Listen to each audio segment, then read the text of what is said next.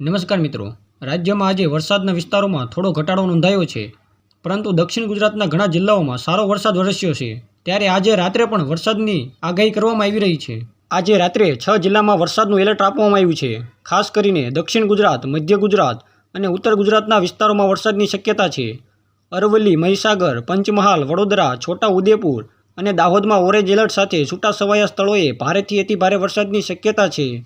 અમરેલી, ભાવનગર, બનાસકાંઠા, સાબરકાંઠા, મહેસાણા, ગાંધીનગર, અમદાવાદ, ખેડા, આણંદ, ભરૂચ, નર્મદા, સુરત, વલસાડ, નવસારી, ડાંગ અને તાપીમાં yellow alert સાથે છૂટાછવાયા સ્થળો પર ભારે વરસાદની શક્યતા છે.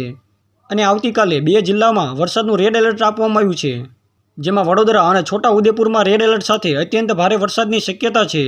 અમરેલી, ભાવનગર, બોટાદ, આણંદ, ભરૂચ, નર્મદા, મહીસાગર, પંચમહાલ અને દાહોદમાં ઓરેન્જ એલર્ટ સાથે છૂટાછવાયા સ્થળો પર ભારેથી અતિભારે વરસાદની શક્યતા છે.